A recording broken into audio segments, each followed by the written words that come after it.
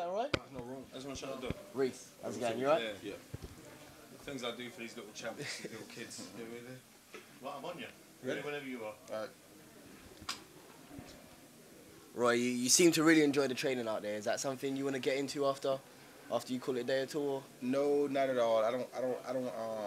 I like showing people what I can show them and like giving tips. And I'm probably better off at giving tips than I am training because, you know, it's one thing to be a trainer and teach people from the ground up, but for me, it's very difficult because I would probably expect or ask too much of my athletes. So it's not something you see yourself going into at all? No. Is there anything, do you want to stay in boxing? Yeah, I probably do promoting. I'm a promoter now. I do a little promoting now, so I'll still be promoting. I probably still commentate, just that I don't think I had the patience to really be a true trainer. Okay then. Okay. Like I said, you still like you've got it. You still got it in you. You can see, everyone can see the hunger in you. How hungry are you at the moment? Is it still the same as when you started 20 years ago?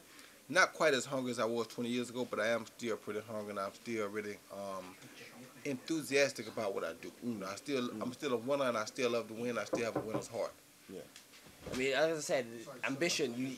Everyone can tell that you're still that ambitious person that you was at the beginning.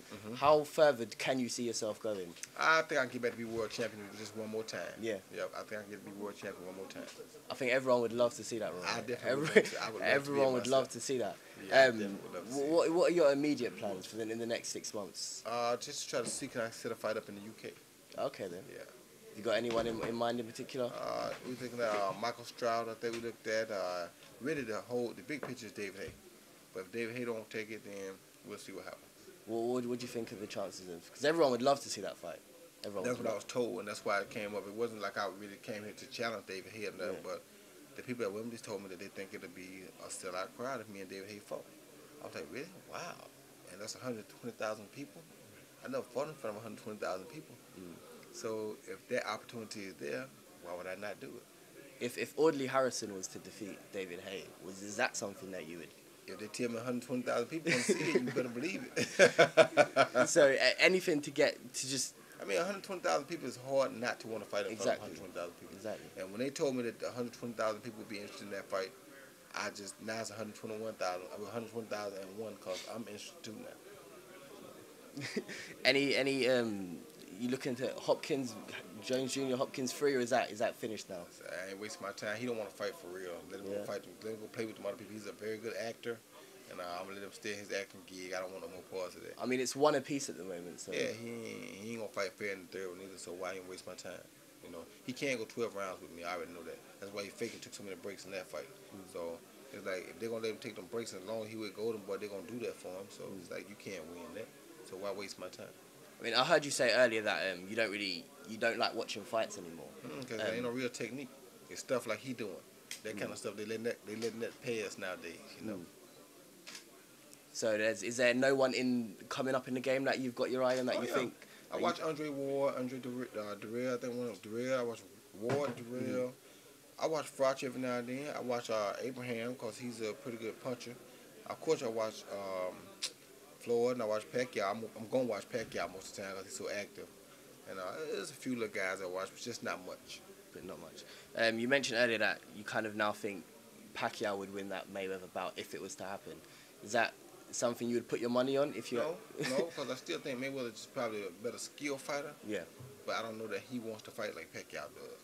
And when a fighter is that enthusiastic about a fight, he thinks he can win it. And so sometimes just because a person is skillful and maybe a little bit better, don't mean they're going to win the fight. So. I mean, is there at any point during your career before a fight, maybe before the Tony fight, that you felt kind of fear? You don't look like you could get scared very easily. Is there no point you've ever felt it? I don't feel like there'd be nobody I can't whoop once I get in there. No fear, no one, not at all. I don't think nobody. The only person I probably would be a little fearful of until I see him would be probably the Klitschko's. Because they're so big, I'd be worried about myself till I lay eyes on them and realize we're going to fight. And that fear just escaped through the back. I'd be like, oh, that's where I got to bring him on. Do you think anyone could ever do what you've done again? Can it be done again? It can be done again, of course, because, I mean, if I'm human and I did it, if somebody get that same faith in God, it can be done again. But it's going to be very difficult, especially to go up, to win all three, then to go back down and regain the light heavyweight title. That's going to be a pretty tough task.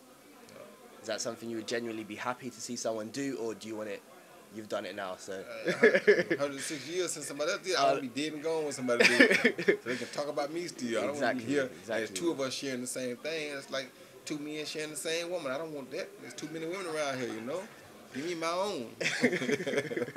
When people talk about you as a legendary fighter, I mean, one of the greatest of all times, pound for pound, best ever. Right. How does that make you feel? I mean, do you get embarrassed at all, or No, I don't is it something you're proud of? Nah, I'm very proud of it that they talk about me like that, and it's like you can't really judge people, or you can't really, you can't influence people's opinions that much because people have their own opinions. So I thank God that they do at least mention my name in the same breath. That's good enough for me. Okay. Very good. Thank you very much. What Spencer you doing, man? You got all three of us? Yeah. All right. Like we're sat in my Hard Knocks headquarters in the base of the Real Fight Club, which is the greatest white collar thing ever. Mark my words. And you see, for our greatness, I told you, we bring the man in. Roy Jones. You see, I used to blag it when I was a kid. I want to get into places and say, oh yeah, I'll be out in America. I'm Roy Jones' cousin from England. You know, but I'm the better looking version. Roy, it's an honor to have you in the gym. Thank You know you. what I mean? Yeah, thank you. How's it been? It's been wonderful. I got a chance to finally get up close and look at me and you both in the mirror and realize that I'm a lot better looking than you are. So I've been feeling pretty good. Look, man, I still want to know how many punches have you taken in your head to think that you're better looking than me? And that happened before I started taking punches. I realized that. I mean, Stevie Wonder could see that. So Now, I mean, Uncle Al, back me up. You can't let Roy Jones come. Well, you know, we'll kidnap you in there. Spence, you know they say boxing's a business of delusion, mate. I think you've been boxing too long. yeah, see. I think Roy's got it right. Nah, Roy, listen, it's a total honor to have you in there. It's like what we do up in here is like we get the highest guys, or the highest elk guys of the white collar, because like I said, this is like Wall Street where you are now in the city. This is the real city, and we get these guys in who are enthusiastic about boxing, and they come in and we train them. We got ex-professionals. I'm an ex-professional fighter myself. Alan was the founder who started this thing up, found the buzz, and just brings like his exuberance to it. And then like to get somebody like you in here to speak to these white collar guys. Like it's just a new spin. It's like something that's blown their mind. You've blown their mind. How do you feel about blowing people's minds today? I thank God for blessing me with the ability to be able to blow people's mind. And it ain't me doing it. It's just I'm an instrument that God uses to play His beautiful music through. I just love the fact that He used me to be able to influence those people the way I can. Okay. Because like when I was a kid, and I used to watch you. When I mean, I used to study. Alan can tell you. I used to nick everything. I used to cut my beard like you and everything. No, seriously, everything. Roy Jones cut my fade like you. You know what I mean? I think I'm a better dancer though. He boxed like you. Really? Tried to. Tried to. Tried to. Never quite got it. Okay. Yeah, but I was a better talker. I swear. good. I mean, that's right. But like, and like seeing all the things that you've done, yeah, like. Do you wake up in the morning like know that you're blessed, or do you just think like, right, how did I do this? Like you watch your thing, how did I just do that? I wake up every morning knowing that I'm truly blessed. Yeah. And that's why I still have the motivation and determination to do whatever needs to be done right now if I want to do it. Yeah. So it's a blessing from God, and I thank God for it, and I show Him my appreciation by not just letting it go that easy. Yeah. So have you got anything to like all our Real Fight Club fans, all our Hard Knocks fans, but mainly the Real Fight Club fans? What would you say to the Real Fight Club guys? Like who are kind of, they want to, because the difficult thing is like we put on boxing tournaments, and a lot of these guys who are in the office and doing their stuff, they don't want to box. They want to come and train, but they get frightened to box. Could you explain to them the beauty of boxing? The beauty of boxing is that it teaches you to deal with another person man to man. Okay, it teaches you to deal with a person man to man. That's something that's hard for most people to face. So with that being in mind, it's always a beautiful experience to get in there, so at least you can experience it one time at least, and you know what it is. So when you watch fights and when you see people, you know from now on what it's like. Right. That's beautiful. And like we're saying, this place that we're living right now. Okay. Okay. All right. Yeah, you're going to. All right, mate. Thanks for your time. Roy.